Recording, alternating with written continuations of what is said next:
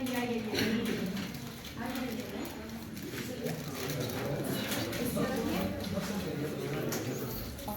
¿El libro? ¿Descargaron el libro?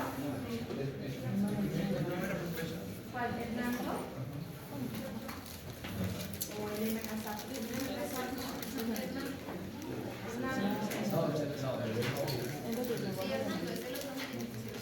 Es muy molecular en algunas partes, mucha biofísica. Como sabemos, y ya les he venido repitiendo, el riñón cumple múltiples funciones. Entre estas, la excreción de productos metabólicos de desechos, sustancias químicas extrañas. ¿Qué excreta el riñón? Productos metabólicos de desecho. ¿Cuáles son? La urea, la creatinina, el ácido úrico, la bilirrubina, que va eliminando constantemente, ¿no?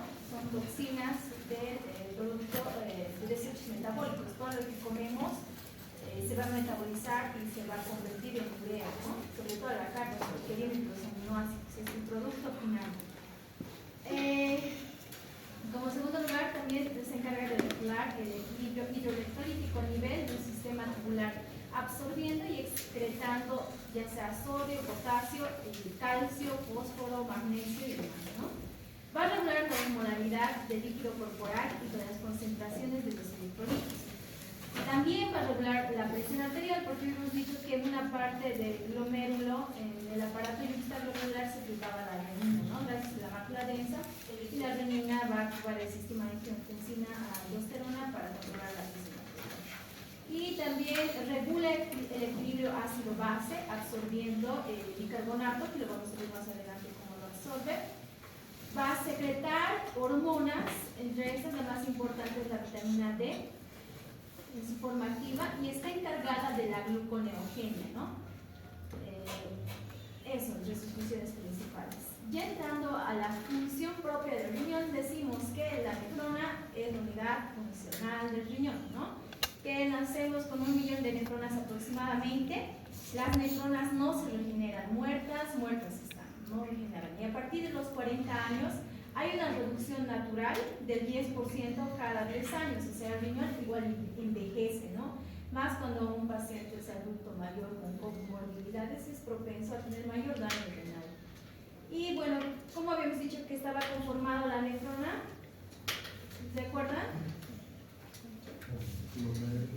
El glomérulo, el drenaje glomerular y todo el sistema tubular, ¿no?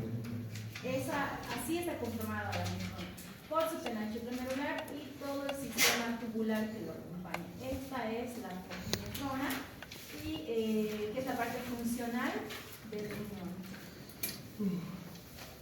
Hablando de la parte glomerular, decimos, para que me hagan, voy a hacer como una analogía. ¿De qué depende la presión arterial? Hay una fórmula, eso por fisiología, porque esto es fisiología, netamente fisiología. ¿De qué depende la presión arterial? Hay una fórmula. Del gasto cardíaco por resistencia. Eso es por fisiología, ¿no? Va a depender del gasto cardíaco por resistencia periférica, ¿no? Cuando un paciente está hipotenso, chocado, va a tener vasodilatación por el propio proceso séptico, entonces la presión arterial va a estar baja. Indirectamente va a afectar al riñón, va a haber menos presión a nivel renal y va a haber menos perfusión a nivel renal. Por ende, el riñón, cuando no recibe adecuada perfusión, pues no va a funcionar de manera adecuada, no va a eliminar toxinas de manera adecuada, no va a cumplir ninguna de sus funciones de manera adecuada, ¿ya? Entonces, la filtración glomerular va a estar dada principalmente por un adecuado aporte sanguíneo, por lo menos tiene que haber 1100 ml por minuto, que representa el 20% del gasto cardíaco, ¿no? Y la fracción de filtración va a ser igual a la filtración glomerular sobre el flujo plasmático renal. Importante entonces que haya un adecuado flujo plasmático renal, ¿ya? Entonces, recordemos la barrera de filtración glomerular. Esta era el endotelio fenestrado, ¿no? Que la característica era que tenía múltiples fenestraciones. Esta que era la membrana vasoglomerular, ¿cuál era la característica? Que tenía cargas negativas que evitaban que salgan moléculas con la misma carga como es la albúmina, ¿no? Entre cargas iguales se repelen. Y esta, los podocitos que refuerzan aún más la pérdida de sustancias que realmente nos sirven a nuestro organismo, albúmina, aminoácidos y demás, ¿no? Pero fácilmente, como pueden ver de estos poros, pueden salir el plasma, se va a filtrar todo el plasma y en ellos también van a salir el sodio, potasio, magnesio, electrolitos, urea y demás, porque son de mayor bajo peso molecular y son moléculas pequeñas, ¿no?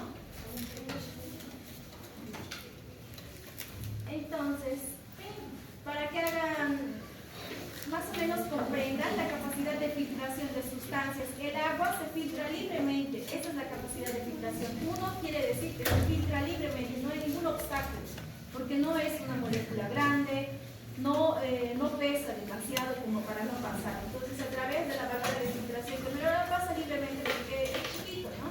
Al igual que el sodio, la glucosa también se filtra libremente, por eso la parte tubular es la encargada de reabsorber.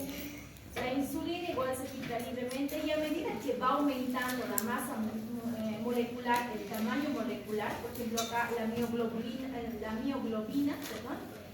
pesa aproximadamente 17 daltons, va habiendo resistencia, solo se puede filtrar un 0.75%, que esta también es reabsorbida en los túbulos, ¿ya? Y ni que hablar de la albúmina, que pesa 69 kilodaltons, por ende casi nada se elimina por la barrera de filtración glomerular. Entonces, ¿cómo funciona el glomérulo? Primero vamos a hablar de la parte de los capilares glomerulares. Para que haya una adecuada filtración tienen que tener presiones, ¿no? Porque si solamente es un simple capilar como los demás, las venas y las arterias que tenemos en nuestro organismo, pues no va a tener la función y la capacidad de filtrar.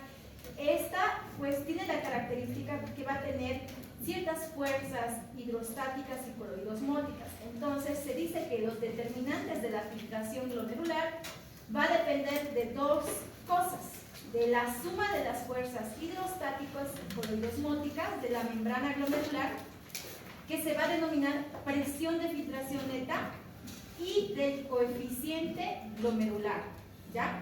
Entonces, la filtración glomerular va a ser igual al coeficiente glomerular por la presión de filtración neta, ¿ya? ¿Qué entienden ustedes por fuerza de presión hidrostática o coloidosmótica? Coloidosmótica también es otra presión, es osmótica, ¿no? Osmótica, presión hidrostática. ¿Cómo entienden? ¿Qué es la presión hidrostática igual por fisiología? ¿Y qué es la presión osmótica? Hidrostática es la presión que va en el vaso. Si hay una fuerza, se ejerce hacia la pared por una presión hidrostática, que esta va a ser favorecida por un propio capilar, ¿no? Una presión intracapilar, que es normal. Y la coloidosmótica es que las proteínas que están dentro del vaso atraen. Es detenida, ¿no? ¿Por qué pasan los edemas? Cuando hay pérdida de proteínas, el organismo trata de compensar haciendo que el líquido pase al tercer espacio para tratar de compensarlo. Entonces hay dos tipos de presiones: la presión hidrostática y la presión coloidosmótica dentro del glomérulo. Todo es el capilar glomerular, ¿no? Obviamente tiene su penacho. Este es el capilar glomerular y su penacho glomerular. Esta es la arteriola aferente, el penacho glomerular, que tiene presiones, tanto una presión hidrostática de 60 milímetros de mercurio, que va a favorecer la filtración glomerular, y la presión coloidosmótica glomerular de 32 milímetros de mercurio, que se va a oponer a la filtración glomerular. Porque si no tuviéramos una presión coloidosmótica, todo se eliminaría, ¿no? Todo, absolutamente todo. ¿Y cuántos litros de sangre en nuestro organismo tenemos? 6 a 7 litros aproximadamente. Imagínense que elimine todo, ¿no? Entonces es medio complicado, pues tiene que haber un equilibrio entre estas. Y bueno, también hay fuerzas que favorecen y que se van a oponer a la filtración glomerular. Estas fuerzas que se favorecen, entonces va a ser esta presión hidrostática de 60 milímetros de mercurio y la presión coloidosmótica acá en la cápsula de Bowman, que tiene que ser de 0, ¿ya? Para que favorezca la filtración glomerular, ¿ya? Y las que se oponen van a ser la presión hidrostática de la cápsula de Bowman, que cuando hay presión en la cápsula de Bowman, cuando hay una presión en la cápsula de Bowman, obviamente no va a hacer que se filtre de manera adecuada. Cuando hay una presión de la cápsula de Bowman que es mayor a 18 milímetros de mercurio, se opone a la filtración glomerular, ¿no? Y además de la presión coloidosmótica de 32 milímetros de mercurio. Estas dos son importantes que lo tomen en cuenta y que ustedes sepan en cierto momento de metodología, ¿no? Entonces, todo esto, todo este sistema de presiones hace que se produzca la filtración neta dentro del glomérulo, ¿ya? Entonces, la filtración neta del glomérulo en total, con las sumas y restas, va a ser de 10 milímetros de mercurio, que va a ser igual a la presión hidrostática glomerular, que lo normal es de 60, la presión de la cápsula de Bowman, que no debe sobrepasar los 18, y la presión oncótica glomerular de 32. Entonces, esta es la presión de filtración neta, para que se pueda favorecer la filtración a nivel del drenaje glomerular, ¿ya? Y el coeficiente glomerular, recuérdense los dos componentes que favorecían la filtración, que eran estos, ¿no? La suma de fuerzas, que es la presión de filtración neta, y el coeficiente glomerular. Hablando del coeficiente glomerular, decimos que es una medida que es el producto de la conductividad hidráulica y el área de superficie de los capilares glomerulares. Los capilares glomerulares son fenestrados, ¿no? Tienen ciertos orificios que a mayor tamaño más van a permitir la permeabilidad de los solutos. ¿Ya? Entonces, eso. Entonces, acá un ejemplo. Habíamos dicho que la presión hidrostática, el aumento de la presión hidrostática en la cápsula de Bowman va a reducir la presión, la filtración glomerular. ¿Por qué? Porque va a haber un mayor aumento de la presión hidrostática intracapilar, que va a oponerse a la filtración. A menor presión de la cápsula de Bowman va a haber mayor filtración glomerular, que esta tiene que ser 0, ¿no?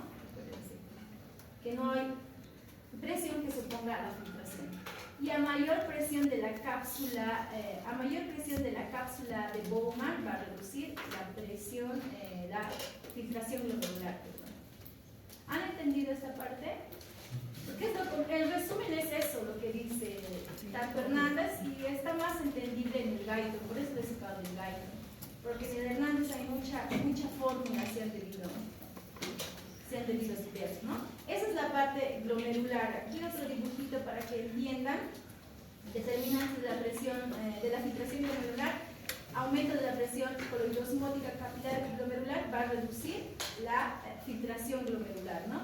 Pónganse o entiendan que los circulitos rojitos van a ser como parte de la de la presión oncótica y la presión hidrostática. Cuando hay mayor presión hidrostática a nivel capilar, va a favorecer la filtración glomerular, como está en la imagen. Sin embargo, cuando se reduce la presión en los capilares y es menos de 60, pues no va a haber filtración glomerular como acá. No hay filtración glomerular como en esta. Entonces, es vital el flujo sanguíneo, lo vuelvo a repetir, 1100 ml, que representa el 20-22% del gasto cardíaco. Se dice que tan importante es el flujo sanguíneo en el riñón que es la proporción al peso de 7 veces por más que el cerebro, y el consumo de oxígeno es incluso 2 veces más. O sea, nuestro riñón consume más oxígeno que el propio cerebro. ¿Ya? Eso, y bueno, control de la filtración glomerular va a estar dado por la presión hidrostática glomerular y la presión coloidosmótica. Entonces, ¿pero qué hace que se compense? ¿Qué hace que estas presiones estén en esos niveles para que se mantenga una adecuada filtración? Porque obviamente no todos vamos a estar sanos y vamos a mantener esta presión hidrostática. Hay situaciones donde un paciente está hospitalizado, está chocado, está infectado, está séptico. Tiene que haber mecanismos que autorregulen y que mantengan a la adecuada perfusión del glomérulo renal en este caso, ¿no? Entonces va a haber 3 sistemas de autorregulación. El riñón trata de protegerse. Cuando baja la presión o hay un proceso séptico, pues activa sus mecanismos de defensa para mantener esas presiones que les he mencionado. El principal mecanismo de autorregulación va a ser el sistema nervioso simpático. ¿Qué hace el sistema nervioso simpático a nivel de sus autocoides? ¿Qué es lo que produce? Catecolaminas. Que estas catecolaminas son la adrenalina, la noradrenalina y la endothelina. ¿Qué es lo que va a producir? ¿No?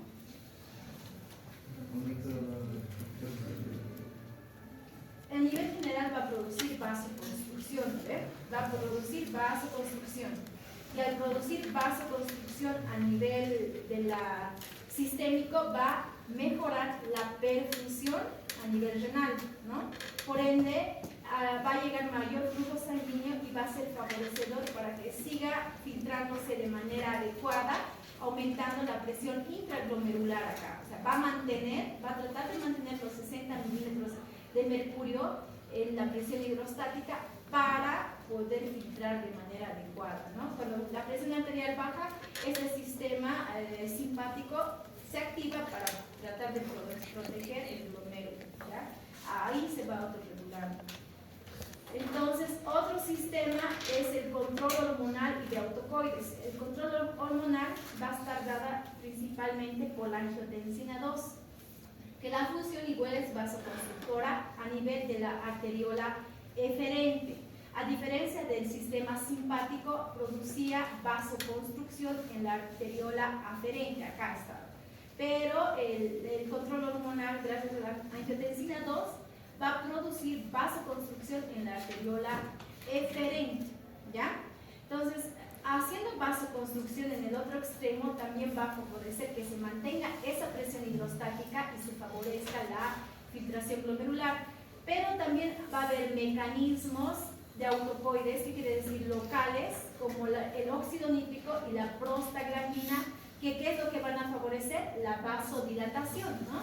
La vasodilatación es importante en la arteriola aferente para que se perfunda de manera adecuada. Porque ¿qué es lo que pasa si a la vez el sistema renina-angiotensina más el sistema renina-angiotensina más el sistema simpático se activa y hace una vasoconstricción tanto en la arteriola aferente y en la arteriola aferente? Pues por los dos extremos uno va a impedir que ingrese flujo sanguíneo adecuado por esa mayor vasoconstricción y el otro también va a impedir, y es como que una manguera los dos extremos cierra y va a explotar en un solo nivel, ¿no? Entonces tiene que autorregularse.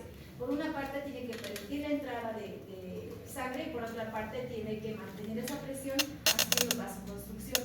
Si ambos ejercen una presión muy severa en los extremos, tanto la arteriola aferente y eferente, pues no va a haber una adecuada filtración, porque no va a haber adecuado flujo sanguíneo plasmático efectivo, ¿ya?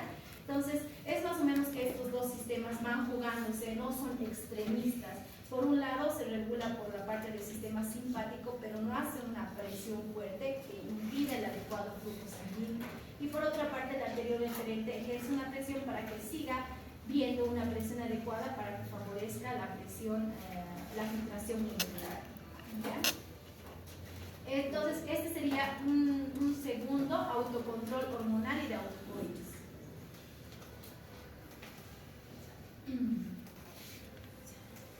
Entonces, esto es el control hormonal, efectos sobre el filtrado glomerular. La noradrenalina va a disminuir la filtración glomerular, la adrenalina va a disminuir por el efecto de la vasoconstricción, la endothelina va a disminuir por el efecto de la vasoconstricción, la angiotensina está ahí, que evita, o sea, favorece que haya la presión intraglomerular para favorecer la filtración glomerular. El óxido nítrico va a aumentar la filtración glomerular. ¿Por qué? Porque va a hacer vasodilatación y va a permitir que haya mayor flujo plasmático, ¿no? Y junto con las prostaglandinas. ¿Por qué decimos que los AINES entonces son metrotóxicos? ¿Qué es lo que hacen? Inhiben justamente a los que nos sirven, ¿no? El óxido nítrico y las prostaglandinas. Eso es lo que inhiben. Imagínense que por los dos extremos esté cerrado el glomérulo, obviamente va a haber muerte, va a haber menos perfusión a nivel renal y va a haber muerte de nuestras nefronas. Por eso es que es el metrotóxico, porque va a inhibir a las prostaglandinas y al óxido nítrico. Entonces, el otro sistema de autorregulación, que sería el tercero, es la retroalimentación túbulo-glomerular y de autorregulación del flujo glomerular, ¿no? Entonces, retroalimentación túbulo-glomerular. ¿Se acuerdan cómo está compuesto el sistema o el complejo yuxtaglomerular? A ver, esta es la mácula densa, ¿no? Que es la parte principal o el inicio del túbulo contorneado distal. Exacto. Tiene unas células especializadas que van a secretar. ¿Qué van a secretar? Renina. Muy bien, ¿no? Y además tienen tanto en la arteriola aferente y en la arteriola eferente unas células especializadas denominadas células yuxtaglomerulares, ¿no? Estas células yuxtaglomerulares, tanto en la arteriola eferente y eferente, más la mácula densa que está al inicio del túbulo colector, van a formar el aparato yuxtaglomerular. ¿Por qué es importante esto? Porque como todo se filtra a nivel del capilar glomerular, cuando un paciente está deshidratado, deposiciones líquidas, diarreas, hipotenso, no va a haber adecuada filtración glomerular. ¿Qué quiere decir? No va a haber adecuado sodio. Generalmente la mácula densa sensa la cantidad de sodio que tenemos en nuestro organismo. A menor cantidad de sodio es como un feedback negativo que hace que se active y secrete renina, ¿ya? Cuando sensa menos cantidad de sodio, pues se activa y va a crear o va a secretar renina. ¿Y para qué nos sirve la renina? Para activar a la angiotensina tipo 1. Y en el pulmón se va a convertir en tipo 2, ¿no? Entonces, al recordarnos a ver esto, va a haber una disminución de la presión arterial, por ende van a sensar menos sodio en nuestro organismo por un bajo aporte de sodio. Las células yuxtaglomerulares van a secretar renina junto con la mácula densa, que en el hígado se van a convertir en angiotensina 1. Esta angiotensina 1, gracias a la enzima convertidora de la angiotensina, se van a convertir en angiotensina 2, que este es un vasoconstructor a nivel de la arteriola eferente. ¿No han visto? Producía vasoconstrucción en la arteriola eferente. Es lo mismo, pero en resumen, presión arterial baja, va a aumentar, va a bajar la presión hidrostática glomerular, por ende disminuye la filtración glomerular. La mácula densa va a sensar menos cantidad de cloruro de sodio, va a activar la renina, por ende esta va a activar la angiotensina 2, va a haber mayor resistencia en la arteriola eferente, ¿no? La autorregulación miógena, ese es otro sistema de autorregulación, ¿ya? ¿En qué consiste?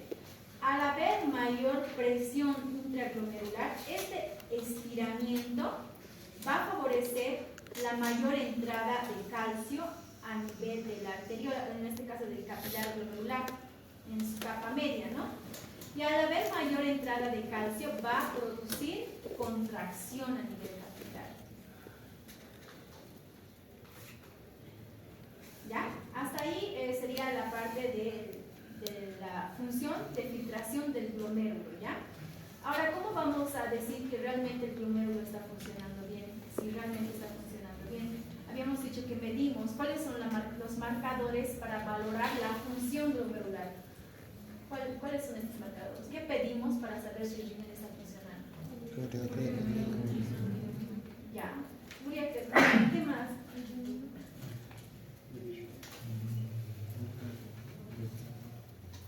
¿Han leído los marcadores de función renal? Que están en el MCSAP. No leyeron. Ya. Entonces, para saber si el glomérulo está funcionando bien, tenemos que tener una medición de la tasa de filtrado glomerular. Pero les había dicho anteriormente, ya en la primera clase, que lamentablemente la creatinina es lo que más utilizamos, pero no es el ideal. ¿Por qué? Para decir que un marcador de filtración glomerular es el ideal, tiene que cumplir estas tres características. Debe filtrarse libremente a través de los capilares glomerulares, sin restricción de tamaño o carga. Han visto en esta tablita que les he mostrado, a mayor tamaño, y si tiene carga negativa, se repelía y no se filtraba. A ver, este marcador de función renal no se tiene que filtrarse libremente y no se tiene que restringir por el tamaño ni por la carga. No puede ser reabsorbido ni secretado por el túbulo renal. La creatinina se secreta por el túbulo renal y es favorecido mayor la secreción por algunos ciertos medicamentos como el cotrimoxazol, ¿no? Además, que cuando se infunde no puede alterar la tasa de filtración glomerular. Este sería el marcador ideal, pero no contamos. Pero para que lo conozcan, el marcador ideal es el aclaramiento de la inulina. ¿Qué es la inulina? Es un marcador glomerular ideal. En realidad es un carbohidrato, un polímero de fructosa que mide aproximadamente 50 daltons. No se une a proteínas plasmáticas, por el que se filtra libremente, no tiene carga y el tamaño es filtrable, ¿no? Lo malo que es la inulina no es un marcador endógeno, no es algo que tengamos en nuestro organismo, se tiene que administrar, es un marcador exógeno. Nadie se va a hacer inyectar inulina para ver la función adecuada, ¿no? Además que cuesta caro. Por eso, en nuestro medio, ¿qué es lo que tenemos? La creatinina, ¿no? La creatinina, que es el método empleado con mayor frecuencia para valorar la función renal. Lamentablemente no tiene una relación, es una relación no lineal porque va a depender de la masa muscular, de fármacos que influyen en la secreción de la creatinina, ¿no? Mayor masa muscular, mayor creatinina. Menos masa muscular, menor creatinina. ¿Y qué pasa con los desnutridos que solo son piel y huesos? Obviamente van a tener una creatinina baja, pero no necesariamente eso quiere decir que el riñón está funcionando bien, ¿saben? Entonces es un falso, no es un dato fidedigno, ¿ya? Y otro estudio que utilizamos es la cistatina C. ¿Saben qué es la cistatina C? Vital. Tendrían que leer, está en el libro del M pasado. Vamos a empezar a utilizar el sistema que nos ha dado, el Moodle de la universidad, para que yo ahí les mande tarea y así tal vez ¿ya? Cuestionarios para que vayan respondiendo. La cistatina C es una proteína que se encuentra en todas las células nucleares, o sea, en todo nuestro organismo tenemos cistatina C, en todas las células, ¿ya? Es un método más exacto porque no va a depender de la masa muscular. Sin embargo, es más cara la toma de la misma porque obviamente no es barata como vista. Sin embargo, va a tener algunas consideraciones. ¿Qué va a pasar con aquellos pacientes que tienen neoplasias? Obviamente van a tener más células cancerígenas que también son nucleadas y pueden formar más cistatinas. Por eso es, digamos, una contraindicación para utilizarlo. También en pacientes con diabetes mellitus, enfermedad tiroidea, aquellos que están inflamados crónicamente, aquellos que utilizan glucocorticoides y los pacientes con infección por VIH, ¿no? Por eso no tenemos un marcador actualmente de función renal ideal. Esos son los endógenos que podemos medir en nuestro medio. La cistatina C, si ustedes lo piden en laboratorios fuera, lo van a hacer. Por eso ahorita les había dicho que todas las fórmulas que se han descargado, que es el CKD-EPI, les pide creatinina. Pero si ustedes ven, también hay la función de que puedes hacer la estimación de la función renal con cistatina. Pero también puedes hacer con la combinación tanto con creatinina y cistatina para tener una tasa o una estimación de la función renal más fidedigna, mezclando los dos, ¿no? ¿Qué pueden hacer?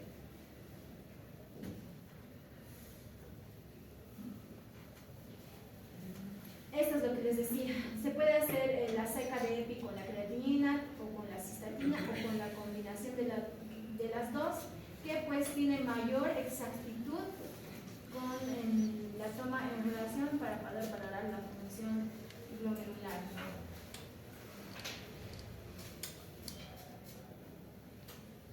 También tenemos otras pruebas de filtración glomerular.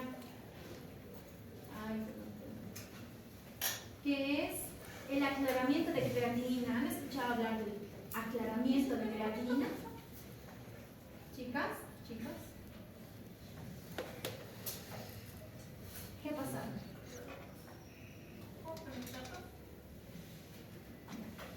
Entonces, las pruebas de aclaramiento de creatinina, ¿en qué consiste esto? Para tener una estimación más segura, lo que se pide es que el paciente recolecte orina de 24 horas, donde se puede hacer la medición de la creatinina, ¿no? A través de la medición de la creatinina sérica sobre la creatinina urinaria, tenemos una estimación más fidedigna multiplicado por 1400 y el volumen urinario. Y este método de aclaración de creatinina, que es una forma para poder valorar la función del riñoncito, se utiliza más que todo en pacientes embarazadas, extremos de edad, de bajo peso, amputados, desnutridos y cirróticos. Eso es lo que sí podemos hacer porque hay al alcance, ¿no? Y tenemos pruebas para valorar la función renal, solamente para los que lo conozcan, la de Korov-Gau, que ya no utilizamos. Después tenemos la de MDRD, que tampoco utilizamos. ¿Por qué? Porque toman el concepto de la edad, ¿no? Y el sexo, que actualmente se ha visto que no es fidedigno. Hasta ahí. ¿Tienen alguna duda? Es la primera parte de la función glomerular. ¿Cómo funciona? Fisiología de la función glomerular. ¿Qué hace? ¿Dónde está la lista? ¿Ya terminaron?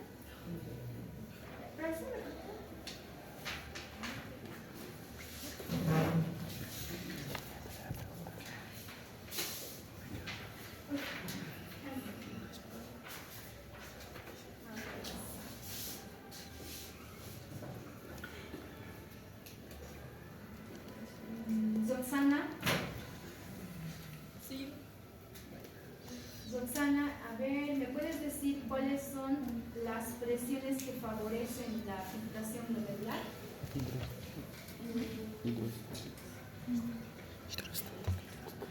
¿Las presiones? Sí, que favorecen la filtración glomerular.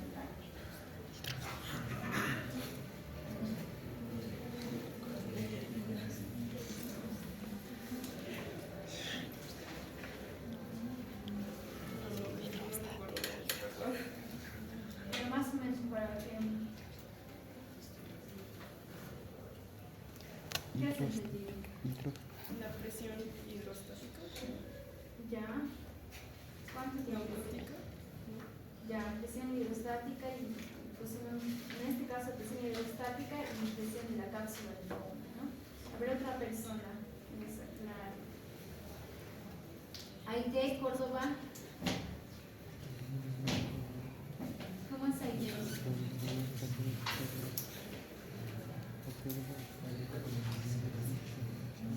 La presión hidrostática y la osmótica.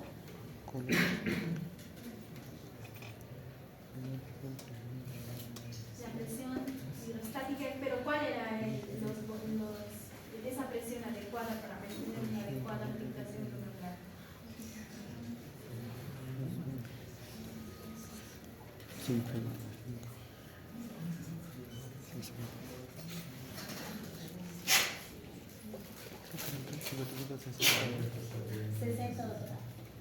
Ya, 60 minutos.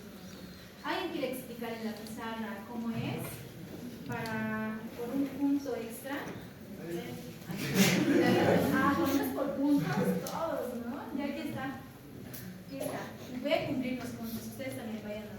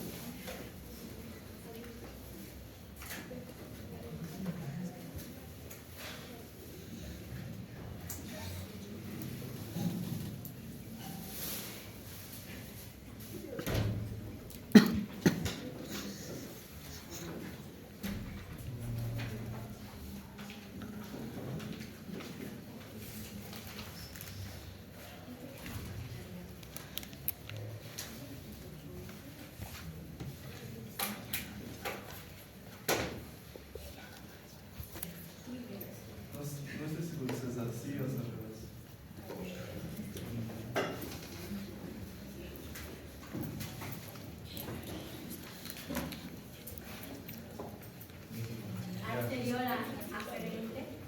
¿Cuál es la posterior aferente y cuál es la posterior aferente? Filtración.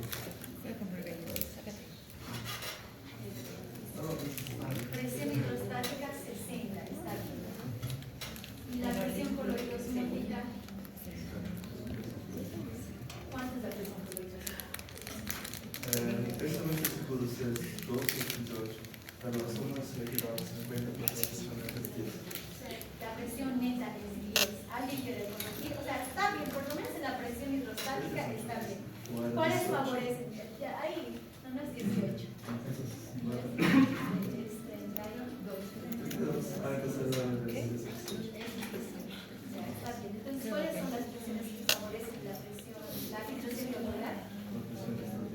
Que tiene que ser de 60 centímetros de mercurio. ¿Y cómo tiene que estar en la cápsula de Bowman?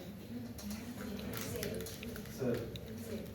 Las que se oponen, la presión y la presión hidrostática de la cápsula de Bowman es mayor a 18. Y la presión neta que tiene que ser de 10 centímetros de mercurio. ¿Sí está bien? Está bien. Ya, está bien. ¿Cómo te llamas?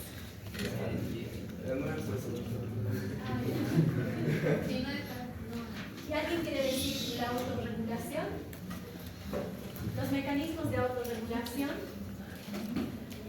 para que, o por lo menos mencionar el mito para explicar. Los mecanismos para regular la presión. Sí, para que se autocontrole. Va a ser controlado, ya serían las. Anótalo, así te vas a acordar. Porque hay maneras de aprender y una de las maneras es justamente la psicomotriz, que se acuerdan dibujando o haciendo, ¿no ve? La otra es repitiendo en voz alta. Tienen que buscar su manera de recordarse, porque de nada sirve que para el momento memoricen lo que fácil aprende rápido se olvida. Si quieres utilizar aquello que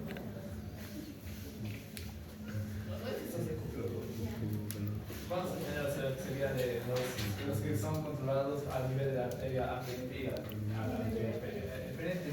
Que de la arteria aferente va a ser el sistema nervioso central, igual el sistema nervioso simpático, y en la arteria eferente va a ser lo que se llaman las hormonas. En el sistema nervioso simpático va a estar lo que serían las catecolaminas, es decir, sea como en el caso de la adrenalina, noradrenalina y la endothelina. Que estas van a generar vasoconstricción, haciendo que la tasa de filtración, la filtración glomerular disminuya. O sea, porque va a ser vasoconstricción a nivel de la Va a causar una vasoconstricción a nivel de la arteria aferente, que va a hacer que la presión sea menos y por ende va a... menos flujo plasmático, por ende va a disminuir la presión. Sí. Y eso es lo que pasa en qué pacientes. Los pacientes por estimulación simpática. O sea, que sean administrados por la... ¿En qué momento se activa el sistema simpático? Momentos de estrés. Ya. Y a nivel hormonal tenemos lo que sería la la hormona angiotensina, que en eso también va la angiotensina, que la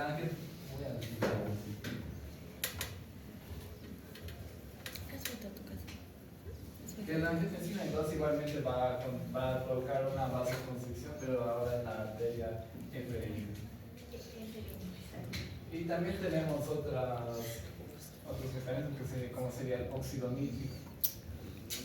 El óxido nítrico y la proteína. Que estos van a causar lo que sería una vasodilatación, que es lo contrario.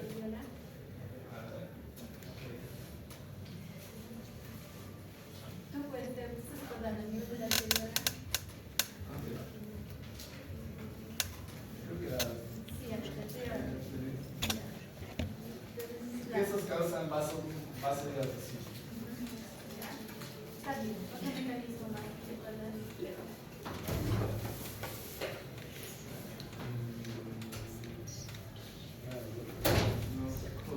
Regulación,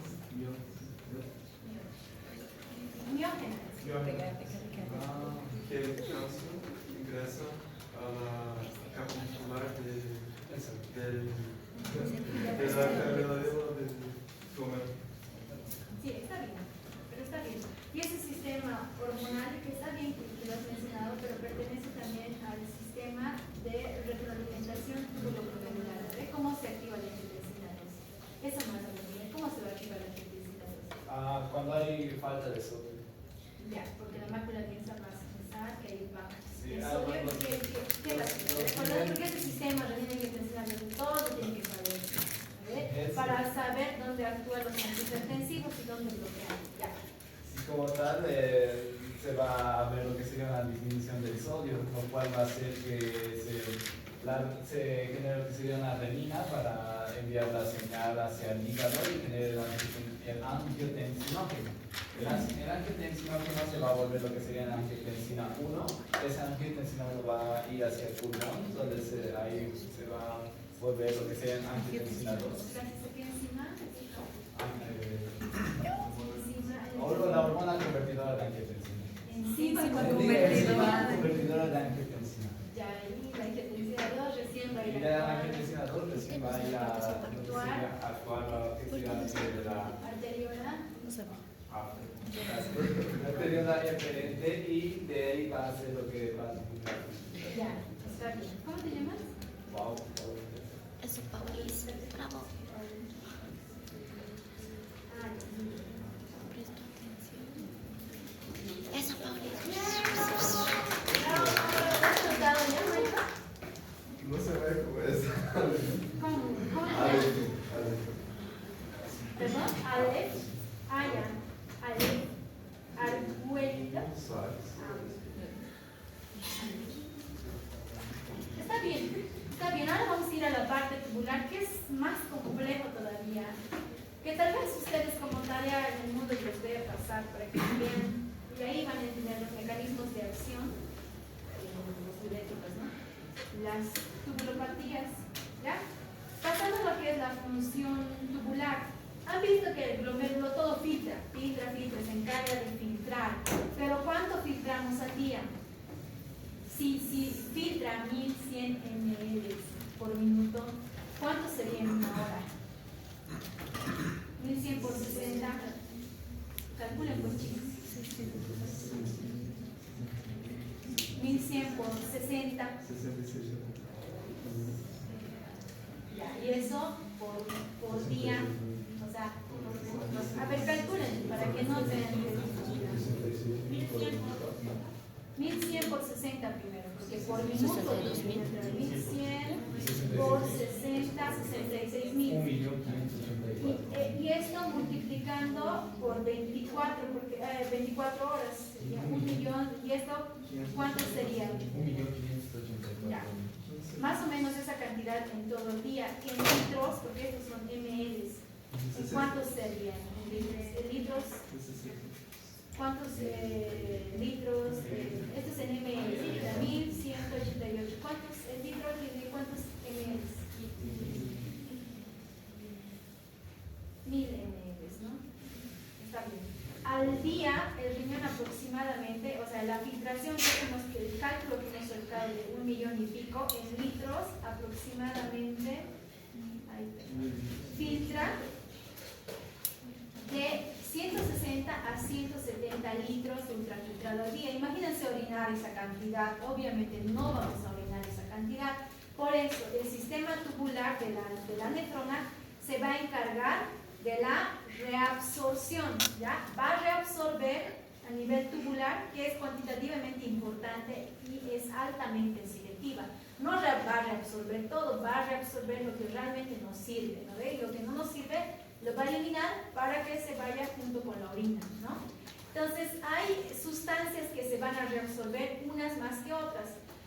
Por ejemplo, la glucosa la cantidad filtrada es 180, la cantidad reabsorbida igual tiene que ser 180, porque no es normal orinar con azúcar de leche, ¿no?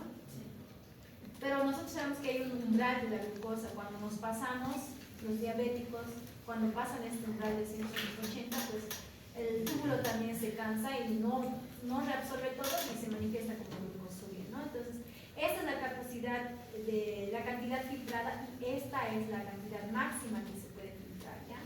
Y por ende no va a haber ninguna cantidad excretada de glucosa. La carga de filtración reabsorbida va a ser en porcentajes del 100% de azúcar que se va a filtrar. Otra sustancia es el bicarbonato, ¿no? El bicarbonato, la carga filtrada es de 4.320. La cantidad reabsorbida es de 4.318. Solamente un 2% se excreta. Y en la carga filtrada reabsorbida en un total es de 99.9%. Imagínense perder bicarbonato, todo el bicarbonato. Nuestro cuerpo constantemente estaría acidótico, ¿no ve? Por eso cuando un riñón deja de funcionar, está en acidosis metabólica, ¿no ve? Y es un criterio también para revisar. Entonces, la mayoría del bicarbonato, en su gran mayoría, tendría que absorberse. ¿Qué es el sodio? Al ser una molécula pequeña, pues sí se filtra, ¿no? La cantidad filtrada es de 25.000, la cantidad reabsorbida de 25.410, un 94.4, como un 6, algo de 6% se debe eliminar. Como lo mismo con estos electrolitos pequeños, no se eliminan al 100%, no se excretan al 100%. Pero la urea y la creatinina, que son sustancias tóxicas que se eliminan, como pueden ver, se tiene que eliminar un 50% para que el cuerpo se mantenga estable. O sea, la carga de filtración es un tanto más alta. De la carga de reabsorción, perdón, un 50% se elimina y un 50% se mantiene. Entonces, así se puede jugar con todas las sustancias que filtran el organismo. Entonces, habíamos dicho que el túbulo, el sistema tubular, que es todo es con túbulo contorneado proximal, el asa de Henle con su rama fina descendente, su rama fina ascendente, su rama gruesa ascendente, su túbulo contorneado distal y el túbulo colector, ¿no? Son diferentes, el sistema tubular tanto en la corteza y en la médula, ¿no? Entonces, todo este sistema tubular se va a medida que va filtrando el glomérulo, ingresa a los túbulos renales, va a fluir secuencialmente a través de las partes de todos los túbulos de manera sucesiva para reabsorber lo que nos sirve y eliminar lo que no nos sirve. Entonces, la excreción urinaria, que es la final de lo que elimina la extracción urinaria neta, que es la orina prácticamente, va a ser igual a la filtración glomerular, que ya lo hemos visto en primera parte, menos la reabsorción tubular, que lo vamos a ver ahora, más la secreción tubular. Así, el túbulo se encarga de reabsorber y de secretar, ¿no? Y el glomérulo de filtrar todo. Esa va a ser la excreción urinaria.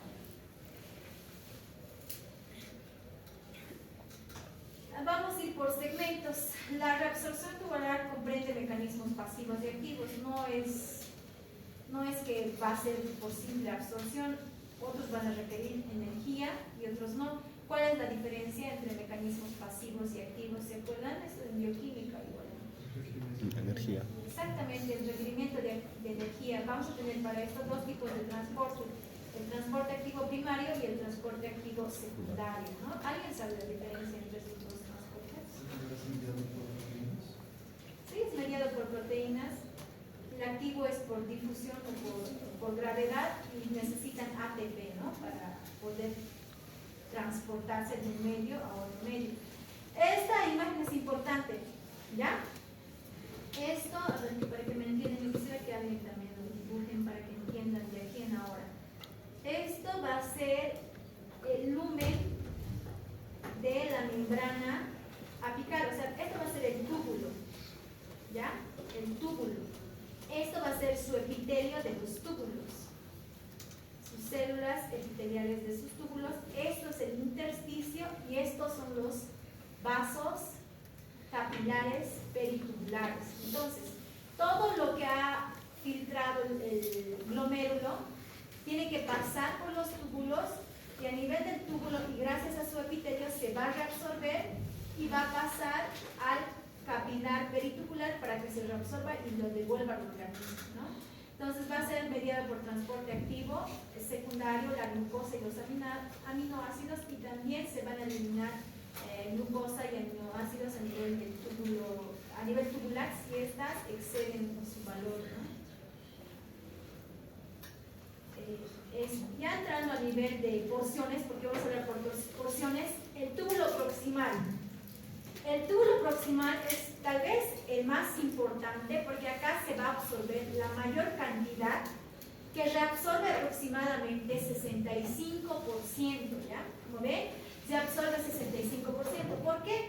Porque el túbulo tiene una característica especial. Va a tener unas células cuboides, que estas células cuboides van a tener un borde en cepillo extenso, que es este epitelio en ribete ciliado, que va a permitir la absorción de muchos solutos, aminoácidos e incluso en algunas situaciones proteínas que se han llegado a excretar, ¿no? Absorbe la gran cantidad, sodio, potasio, glucosa, magnesio, bicarbonato, agua, etcétera, etcétera. Todo esto va a absorber por esa característica, ¿ya? A este nivel, gracias a esta bomba sodio, potasio, ATPasa, va a poder absorber grandes moléculas y reacciones para que se pueda absorber sobre todo bicarbonato. ¿Y qué es lo que va a excretar a este nivel? Sales biliares, oxalato, urato y catecolaminas, que también lo va a eliminar. Así como penicilinas y salicilatos, algunos medicamentos que se han dicho que también se eliminan esta nivel. ¿Ya? Entonces, hablando del túbulo proximal, nuevamente decimos que se encarga alrededor de reabsorber el 65% de la carga filtrada de sodio, agua y algo menos de cloro. Absorbe más sodio que cloro. Tiene mitades y segmentos. Tiene segmento 1, segmento 2 y segmento 3. ¿Ya? Cada uno de estos segmentos tienen peculiaridades diferentes. ¿Ya? En la primera mitad del túbulo proximal, el sodio se reabsorbe por un cotransporte, que es el SGLT2. Aquí en esta parte es donde se encuentran los canales SGLT2, ¿ya? Para poder absorber glucosa y aminoácidos, ¿ya? En la segunda porción se va a reabsorber sodio con iones de cloro e hidrógeno y además de amoníaco, ¿ya? También se van a reabsorber otros solutos como calcio en un 60%, a este nivel se va a absorber calcio en un 60%, fosfato en un 80% y la urea en un 50%. A este nivel también vamos a tener acoporinas tipo 1, que es la que va a favorecer la absorción de agua, ¿ya? Además que va a secretar muchos fármacos y toxinas. Ay, perdón, chicos.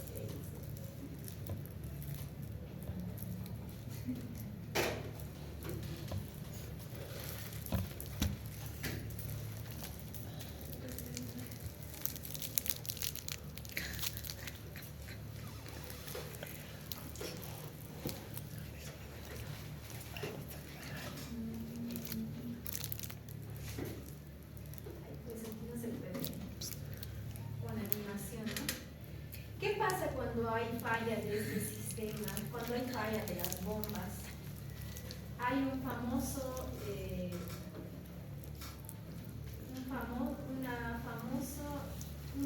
alteración del síndrome de Fanconi. ¿Saben qué es el síndrome de Fanconi? Que les he pedido averiguar las causas de glucosuria. Me acuerdo que les he pedido averiguar las causas de glucosuria. ¿Han averiguado? A nosotros no.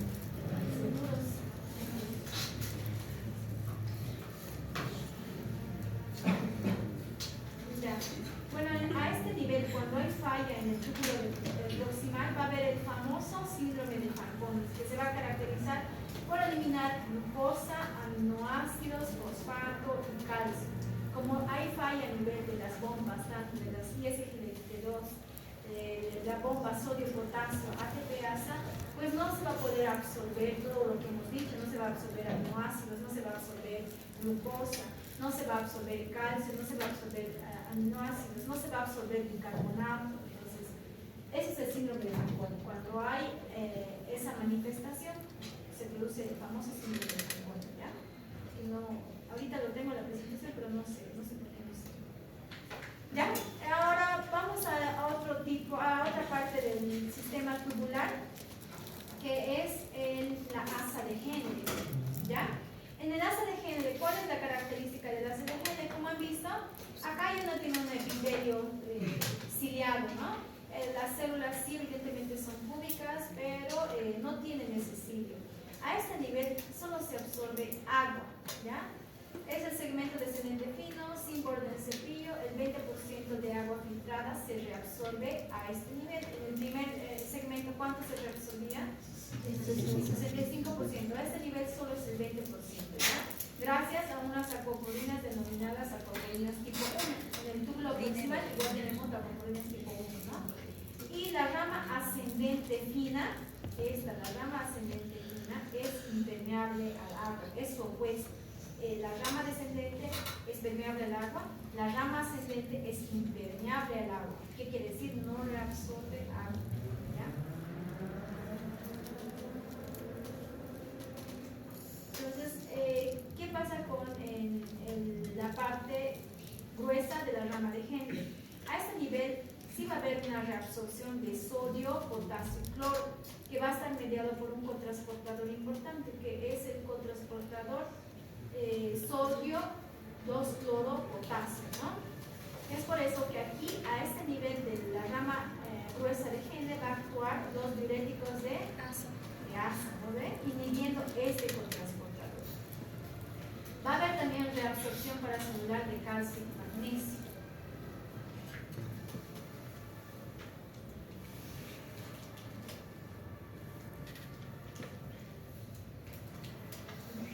También el transporte de sólidos en agua en la asa de Henle va a tener otro tipo de cotransportador, que es el cotransportador sodio hidrogeniones. En el segmento grueso también es impermeable al agua, solo se reabsorbe sodio y cloro, sodio, cloro y potasio, pero no se absorbe agua. A este nivel del asa de Henle, que en el segmento descendente fino, que habíamos dicho es muy permeable al agua, pero el segmento ascendente fino es impermeable al agua, el segmento ascendente grueso es impermeable al agua, alrededor del 25%, además que las cargas filtradas de sodio, cloro y potasio se reabsorben en el 30%, ¿no? Además de calcio, bicarbonato y magnesio. Por eso esta parte se llama, o tiene el nombre también de capacidad de diluir o concentrar la orina, ¿ya? Listo. Y el túbulo distal. En el túbulo distal, la porción inicial del túbulo distal, que va a formar la parte del aparato extraglomerular, en este segmento el 5% de la carga filtrada se va a reabsorber. Acá se va a reabsorber tanto cloro como sodio, se reabsorbe en la primera parte del túbulo distal, ¿ya?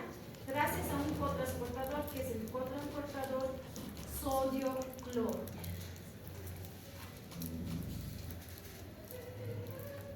Acá en esta parte me he olvidado mencionar que tenemos un síndrome, el síndrome de... ¿Qué síndrome es, chicos? ¿Saben? ¿Alguien sabe? No les hace el Fanconi, Giderman. ¿Alguna vez lo han escuchado? Van a averiguar ya los síndromes para la siguiente clase, como parte de tarea. Les voy a poner en la plataforma igual. ¿Ya? La porción distal, ¿en dónde estaba? Yo me he perdido. ¿Cuántos síndromes tenemos, chicos? ¿20 minutos más? No. No. Túbulo distal. 19. Entonces, ¿cuándo? Ya, la porción inicial del túbulo distal, que ya hemos hablado, la porción distal, está bien.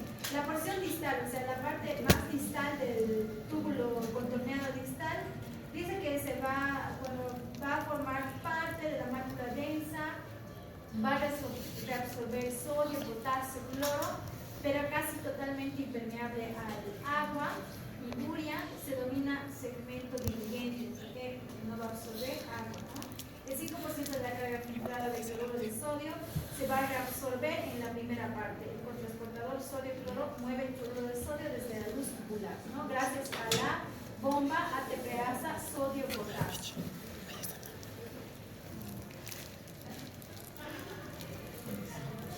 Y la porción final del túbulo distal y la primera parte del túbulo colector cortical dice que va a tener casi funciones similares, ¿ya? Estas funciones diferenciar dos tipos de células. Células principales que van a ser las aquaporinas tipo 2, que van a ser sensibles a la ADH. Recuerdan que en el túbulo proximal teníamos aquaporinas tipo 1. Acá se van a encontrar las aquaporinas tipo 2, que van a ser sensibles a la ADH. ¿Qué es la ADH? Es la hormona antidiurética, ¿no? Entonces, a ese nivel es donde actúa la hormona antidiurética, ¿ya? Además que van a tener dos tipos de células, las células intercaladas, tipo A y tipo B. Vamos a ir, me voy a saltar. Y la parte distal del túbulo contorneado, habíamos dicho que tiene dos tipos de células. Dos tipos de células, que es las células principales y las células intercaladas, ¿ya? Las células principales y las células intercaladas. En primer lugar, las células primarias van a tener la acción en esta parte, van a actuar los diuréticos ahorradores de potasio. ¿Cuáles son los diuréticos ahorradores de potasio? Espironolactona, ¿no? Que son impermeables al agua, se va a reabsorber sodio mediado por la aldosterona, se va a secretar hidrogeniones a través del canal hidrogeniones ATPasa, va a ser permeable al agua gracias a la ADH. ¿Ya?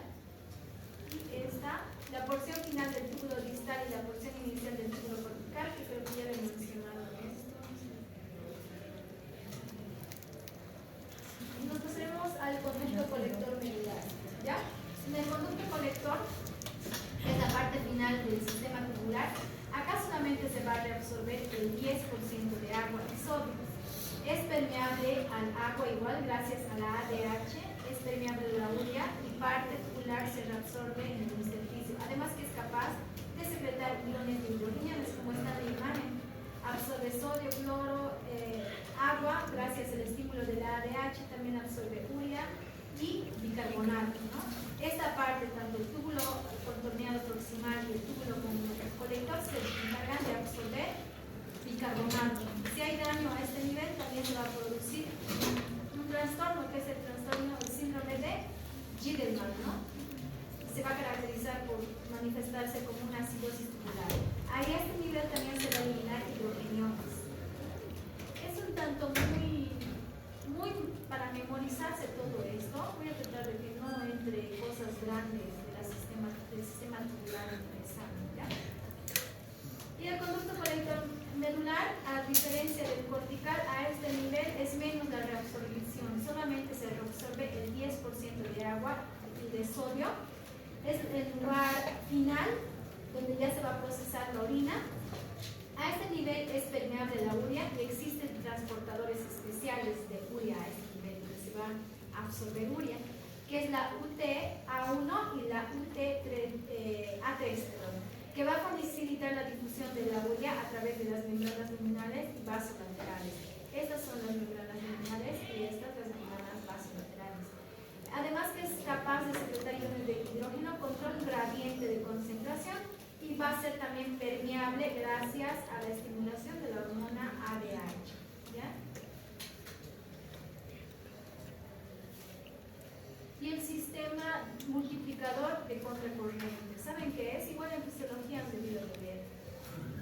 ¿Alguien lo quiere explicar? Nadie. Yo ya me he cansado,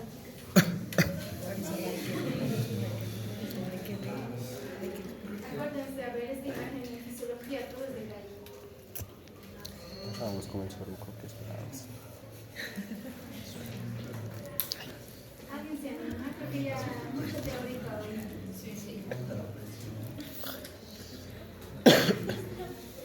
¿Qué es un sistema contracorriente?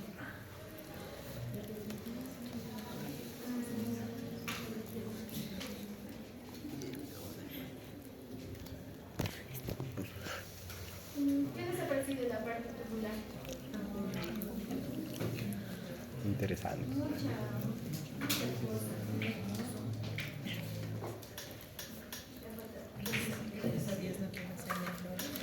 Ya, bueno, nos falta todavía como 20 diapositivas. Puro Es que es harto. ¿Han visto eso que lo he hecho de manera superficial? Si explicaría con bombas, es más complicado. Así, que estaba regulado por hormonas, la parte tubular igual está regulada por hormonas, ¿ya?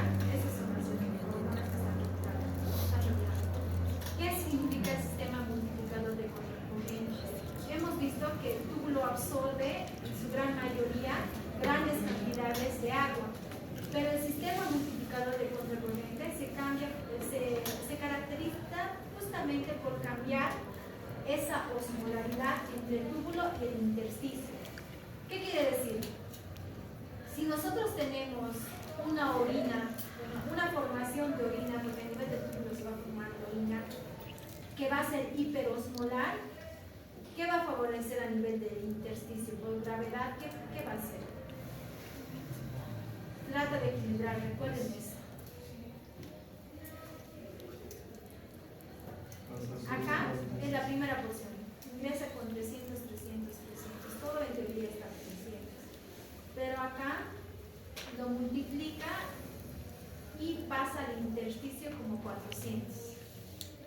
Esto con la finalidad de concentrar la orina. Porque acá en teoría tenemos una orina hiperosmolar. ¿Okay?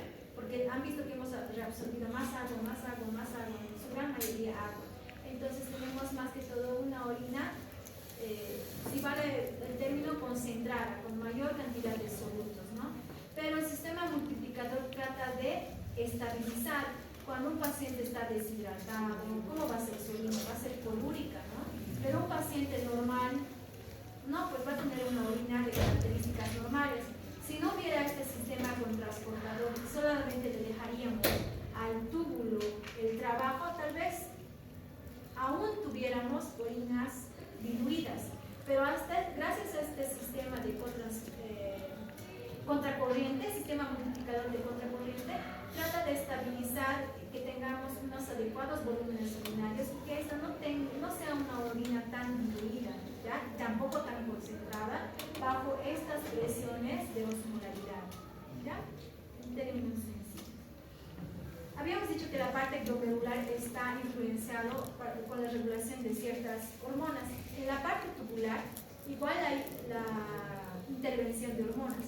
En una de las principales es la aldosterona, que va a actuar a nivel del túbulo, del conducto colector, ¿ya? ¿Cuál va a ser el efecto? Va a reabsorber sodio, cloro y agua. Además va a aumentar la reabsorción de potasio, ¿no? Por eso, va a aumentar la reabsorción de sodio, cloro y agua y va a aumentar la secreción de potasio. Por eso cuando damos espironolactona, inhibimos la función de la aldosterona, ¿no? Y por eso decimos que la espironolactona es un ahorrador de potasio, porque vamos a inhibir su acción de secreción de potasio, ¿no? Y por ende, ¿qué es lo que vamos a ocasionar? Hipercalemia si se consume a dosis altas, ¿no? Y en los pacientes que ya tienen una tasa de filtración glomerular reducida. También va a actuar la angiotensina 2 en el túbulo proximal, en la asa ascendente gruesa, en el asa de Henle, en el túbulo distal, en sí en todo el túbulo, que va a aumentar la reabsorción de sodio, cloro y agua. Además, va a favorecer la absorción de hidrogeniones, ¿no? ¿Ya? También tenemos la hormona antidiurética, la ADH, como hemos visto, va a actuar a nivel del túbulo distal del conducto colector, que gracias a sus acuaporinas, ¿qué tipo era? Tipo 2. Acuaporinas tipo 2 va a reabsorber agua, ¿ya? El péptido natriurético auricular, que a nivel del túbulo distal y del túbulo colector va a disminuir la reabsorción de cloruro de sodio, y la hormona parotiroidea, que va a actuar a nivel del túbulo proximal, rama ascendente gruesa y la rama de Henle y túbulo distal, va a disminuir la reabsorción de fosfatos y va a aumentar la reabsorción de calcio. Entonces son mecanismos. ¿Hasta dónde podamos, ya? Son mecanismos de control local, mecanismos de control hormonal y mecanismos del sistema nervioso, ¿ya? Los mecanismos de control local van a estar dados por el equilibrio glomerular, fuerzas físicas y efectos de la presión arterial. Los mecanismos de control hormonal van a estar dados por la aldosterona, interferoncina 2, la hormona ADH, las hormonas péptido nervioso, igualmente el sistema nervioso simpático va a reducir la excreción de sodio y agua y va a favorecer la contracción de las arteriolas renales, ¿no? Aumenta la liberación de renina y la formación de angiotensinas 2 en general. El equilibrio glomeruloscoplar. Yo pienso que lo vamos a dejar hasta aquí, chicos. Ya me he cansado.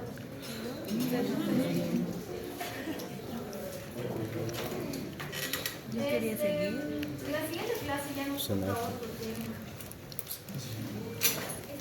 Nos vamos a retrasar y no vamos a alcanzar. Es para hablar de la acá de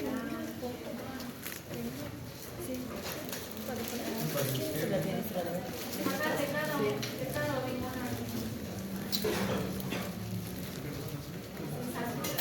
Voy a ver si vamos a pasar al siguiente tema o vamos a seguir con fisiología. ¿Ustedes qué quieren? ¿Quieren seguir con fisiología? ¿O nos pasamos nomás al Paulo? Seguiremos.